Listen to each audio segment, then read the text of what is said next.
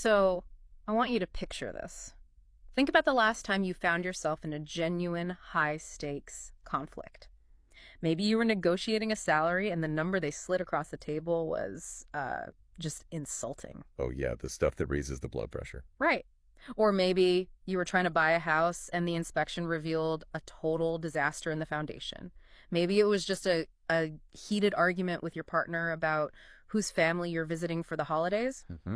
And in that moment, when the pressure is on and your palms are sweating, what's the default setting for the human brain? It's pretty simple. I need to win. I need to win. And unfortunately, our brains are wired to believe that for me to win, you usually have to lose. It's the zero-sum game. It's almost evolutionarily hardwired into us, that scarcity mindset. Exactly. Even when we try to be civil, we usually just aim for a compromise.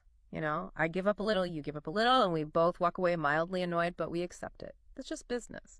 But today, we're doing a deep dive into a philosophy that suggests that the entire win-lose framework is, well, it's garbage. And honestly, even win-win, that corporate buzzword we all love, might be setting the bar too low. That's right. We are unpacking a talk by John Mackey. He's the co-founder of Whole Foods Market, a guy who took a tiny health food store and turned it into, a global empire. And his whole argument is that we need to stop playing games and start engineering a win-win-win. That third win, that's the mystery guest we're going to be talking about today. And it's a framework that Mackey didn't learn in some MBA program. He actually learned it standing in 3 feet of sewage water. It is a heck of an origin story. And what's so crucial here is that Mackey isn't approaching this as some, spiritual guru. He's approaching it as a ruthless pragmatist. Oh. He argues that this win-win-win concept is actually a rigorous ethical framework that just plain outperforms standard business strategies. So today, on the deep dive, we're breaking down Mackey's trap of win-lose thinking. We're going to explore how a natural disaster rewrote the rules of capitalism for him. We'll dissect the 3 psychological shifts you need to make to solve impossible problems. And we'll look at a multi-million-dollar merger that proves love is actually a viable business strategy. It sounds soft, I know, but the results are anything but. Okay, let's start with the premise. Most of us get win-win. It's the gold standard of negotiation books, right? You walk away happy, I walk away happy. Why on earth does Mackey think that's insufficient? Well, just think about the limitations of a standard deal. Mackey argues that win-win is often just a cover for a compromise between 2 people in a closed room. It ignores the blast radius of the decision. The blast radius, I like that. That's a good image. Yeah. I mean, if you and I agree on a business deal that makes us both rich, but to do it we have to say /employee benefits or pollute the local river, is that a success? Well, no. In a strictly win-win model between just us 2, yes. In Mackey's model, absolutely not. He introduces a third stakeholder, the community. So the definition of a win-win-win is it's got to be good for me, good for you, and good for the larger ecosystem we exist in. Precisely. And he's not just talking about environmentalism, though that's a part of it. He means the whole interconnected web. Suppliers, investors, neighbors, employees. If a deal extracts value from that community just to pay the 2 people at the top, it's parasitic. And, well, parasitic systems eventually die. It sounds incredibly utopian, like something you'd hear at a wellness retreat, not in a board meeting. Oh, let's just make sure everyone is happy. But what I found so fascinating about the source material is that Mackey admits he didn't start out thinking this way. Not at all. He was a hard-nosed businessman. Oh, yeah? This wasn't a theory he cooked up while sipping espresso. It was born out of a complete and utter catastrophe. It really was. To understand why he believes this so strongly, we have to go back in time. To Austin, Texas. Memorial Day, 1981. Right, set the scene for us. Whole Foods is not the giant we know today. No, not at all. It was a baby company. They'd only been open for 9 months. A single store. And on this specific day, Austin gets hit with a biblical flood.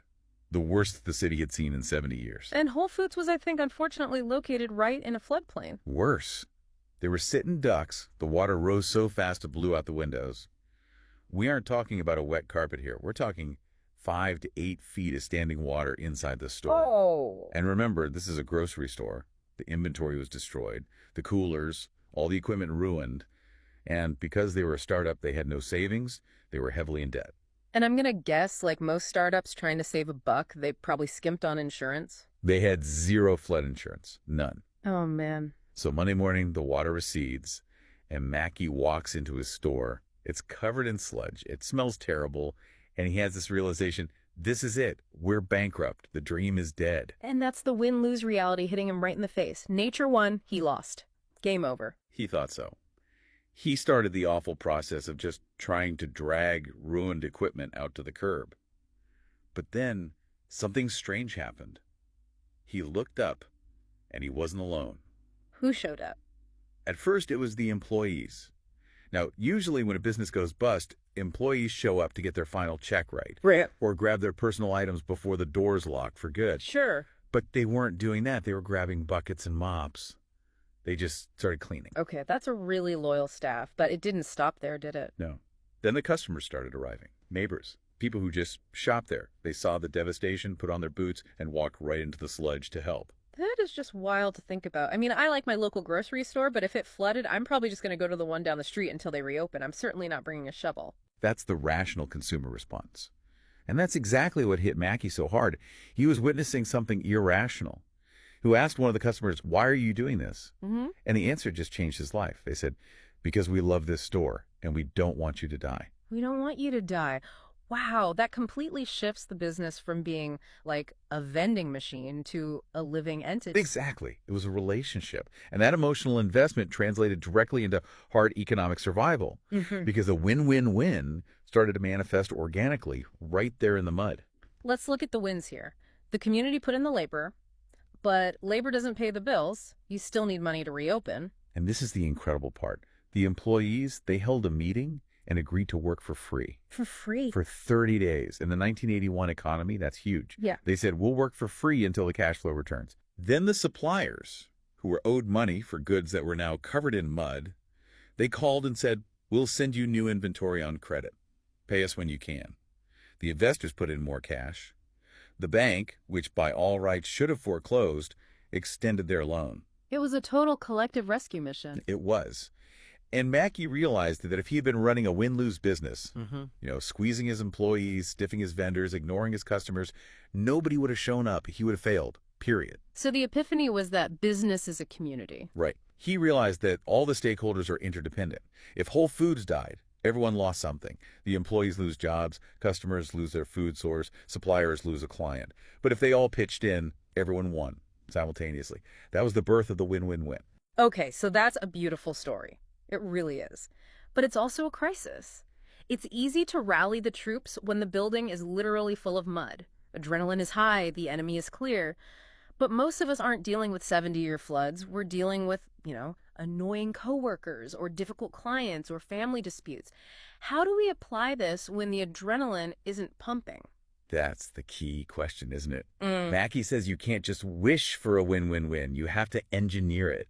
And he outlines a very specific 3-step cognitive process to do it. All right, let's break these down, because I'm skeptical that you can just engineer a win when two people want opposite things. What is step one? Step one is the mind shift.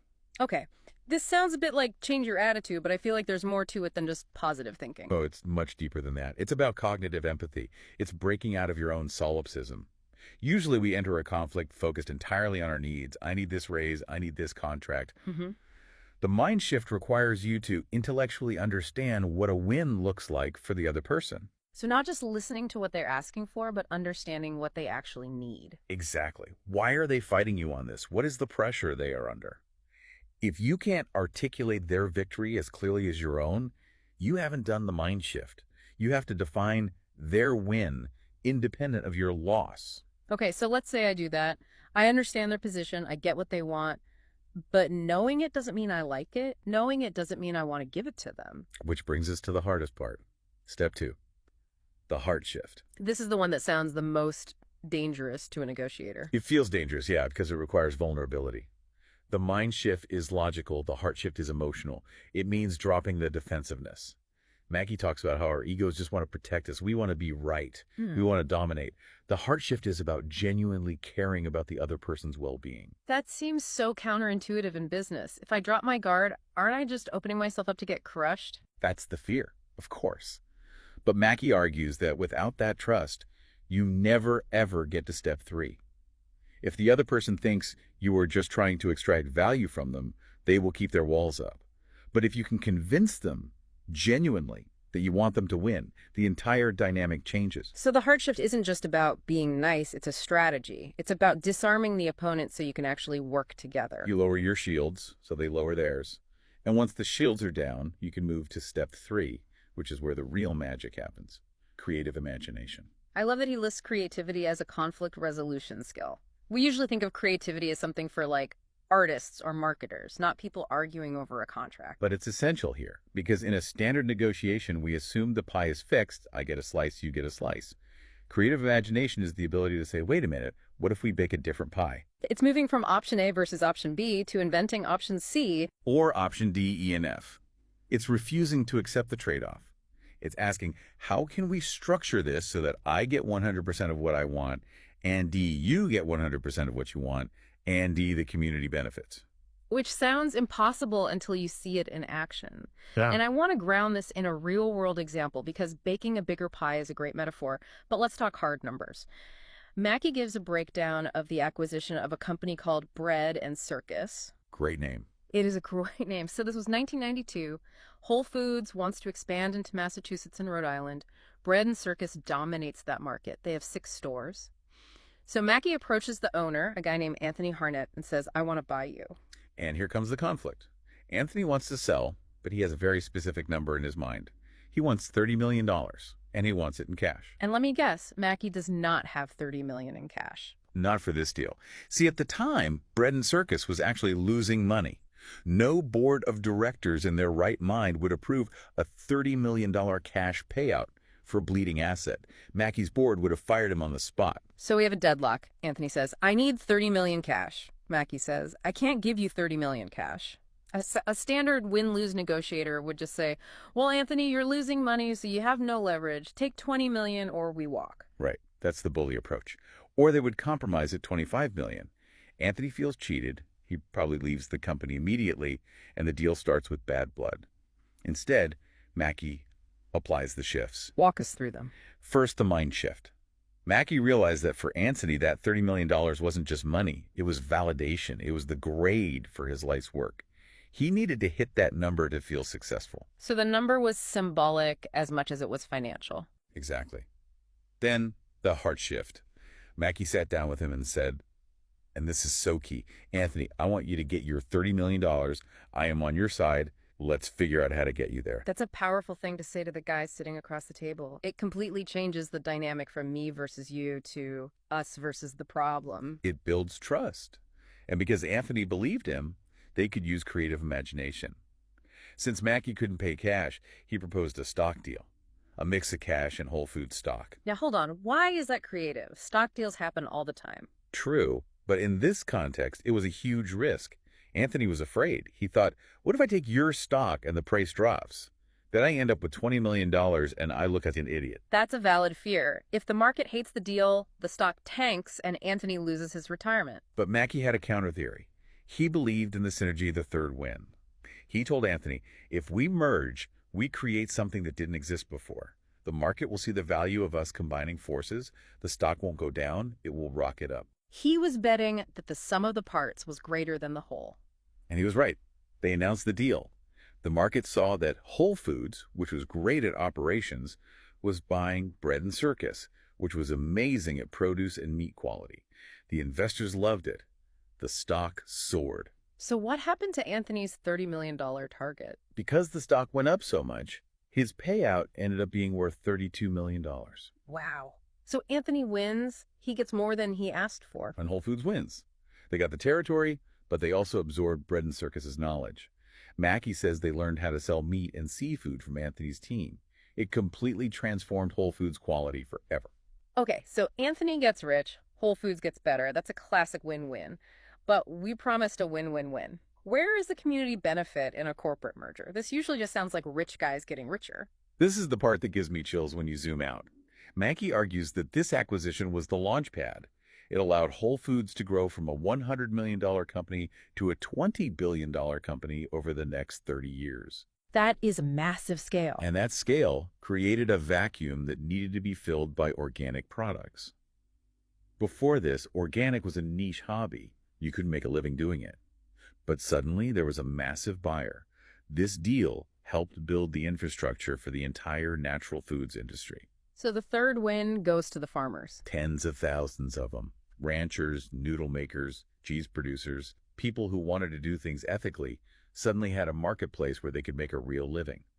The third win was the creation of a supply chain that improved food quality for millions of people. That's a really important distinction. If Mackey had won the negotiation by just beating Anthony down to 20 million, maybe the deal falls through.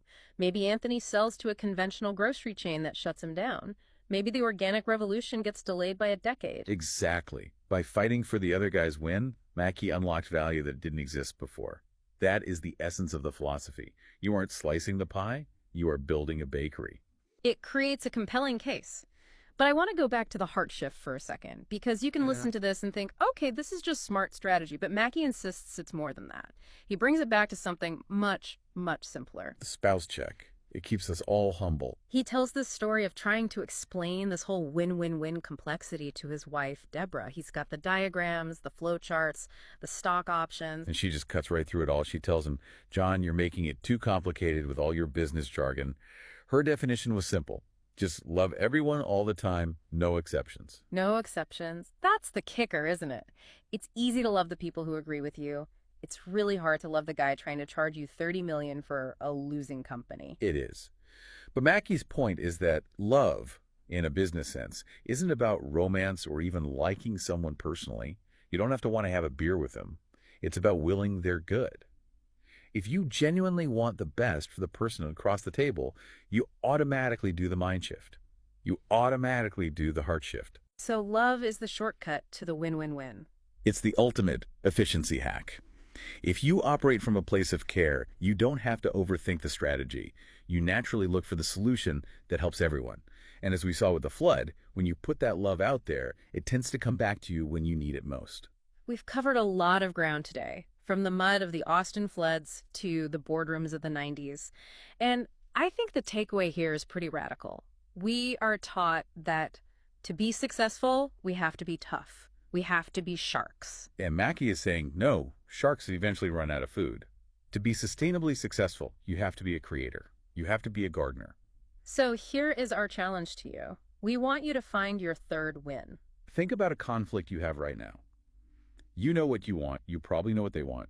But just stop there. Don't just look for the compromise. Ask yourself, what is the solution that makes the relationship better? What is the solution that helps the team or the family or the community? It requires creative imagination. It's going to be harder than just arguing. But if you can find it, you unlock value that you didn't even know was there. Go find your option C. Thanks for diving in with us today, and we'll see you next time.